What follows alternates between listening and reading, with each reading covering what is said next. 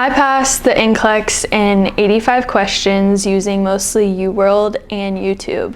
And today in this video, I am going to talk about exactly what I studied, how I answered questions that I didn't know, and I'm going to cover other topics as well in this video. So a little background about me. My name is Caitlin. I am a new grad. I graduated in August 2025, and then I took my NCLEX about 4 weeks later, and the test shut off at 85 questions. So I want to go into what I used because there was a lot of uncertainty and a lot of options. I mean, you have UWorld, you have Archer, you have using free resources. You also have different study NCLEX websites out there. It was mostly between UWorld and Archer for me, and I heard great things about both.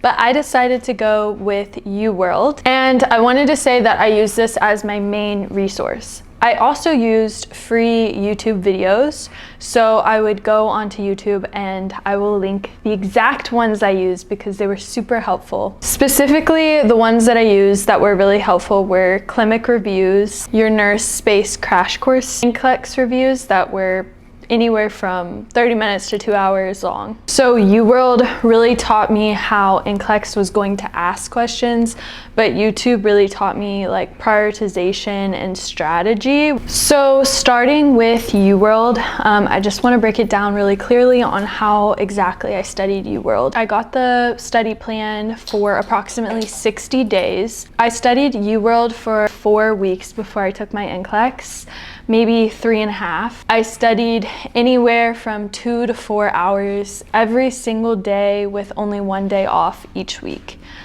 So it was a pretty rigorous plan. I did do the 2 self-assessment tests. I really recommend doing those 1.5 weeks, and then at the next 1.5 weeks, that way you are seeing where you're at, what subject you need to study more of, and what you need to focus on. I would highly recommend doing that. I only completed around 60 to 70% of UWorld, and that was enough for me. UWorld has so much information, and it can be quite overwhelming when you enter the app. But I really focused on only studying 1 subject per day, and I would do about 85 questions per day in that 1 subject. So I just really quickly wanted to show you guys what that looks like. So there's 7 subjects, as you can see on the top picture, and I would just do 1 to 2 of these per day. And then for the section underneath, I would just select all of those categories and just do that for that subject. So I would do 1 subject per day, but I would rotate through all the sections within the week. So sometimes I would do 1 to 2 sections per day. And if it worked like that, I would do about 40 questions on 1 subject and 40 on another.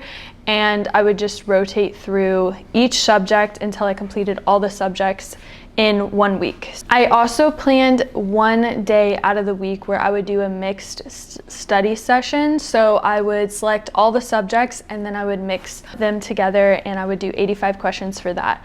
And I would really learn how to understand like what the NCLEX would really be like, because that's a mix of all the subjects. The most important part of UWorld was the rationales every single day. So understanding the rationales, reading through the rationales, writing them down, understanding them, understanding the disease process, and just understanding what the question is asking is super important. I really prioritized understanding what the question was asking, but I also wanted to understand if I got the question wrong, why was it wrong? And this is really important, why were the other answers wrong? And really giving a rationale for why they were wrong and understanding those answers. If you don't know what one of the answer choices is, make sure that you study exactly what it is and understand the concept, because it most likely will be a question for something else. Make sure that you read every single answer choice as well. Do not just think, oh, I see the right answer, I'm just gonna pick it, because that might be a right answer. It might be a right answer, but the other answer that you didn't read could be the more correct answer, because there can be multiple right answers in these questions. That's what makes the NCLEX kind of challenging, because multiple answers can be correct. It could be something that you do, but it matters the order that you do it in, right? So it's like, what are you gonna do first?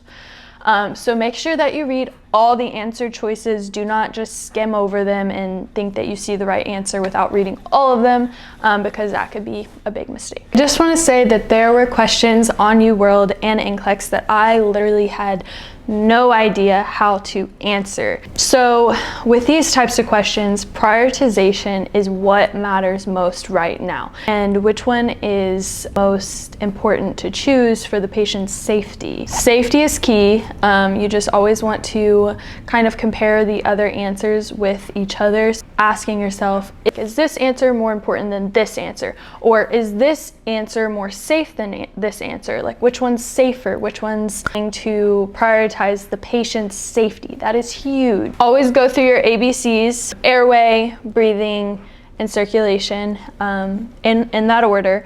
There's a lot of select all questions. Make sure that you're only choosing the answers that you know are correct, because you can pick ones that you're uncertain, actually harm your score rather than help your score. Only pick the answer choices that you know are right, and because you will gain points rather than be penalized and have points taken away for you. Because if you choose the right answer and then you don't select another right answer, it won't penalize you as badly as if you chose a right answer and then you chose a wrong answer. It would actually deduct more points from your score.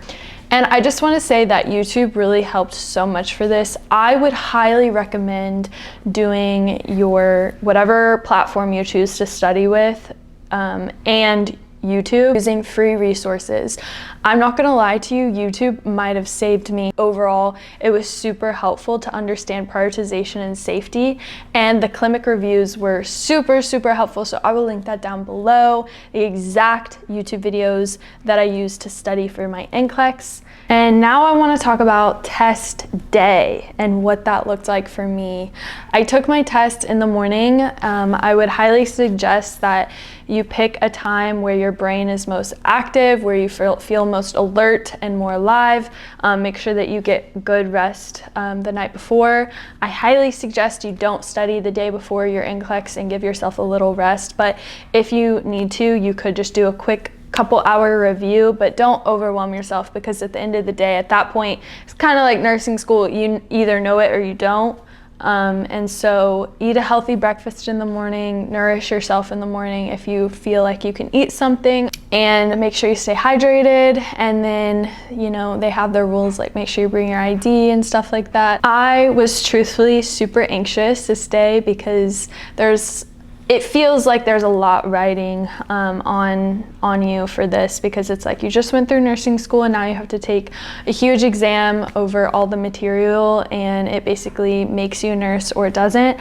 And so yeah, I was feeling definitely really anxious. I think what helped me with this was to just breathe, focus on my breath, take a couple deep breaths, and then also read slow.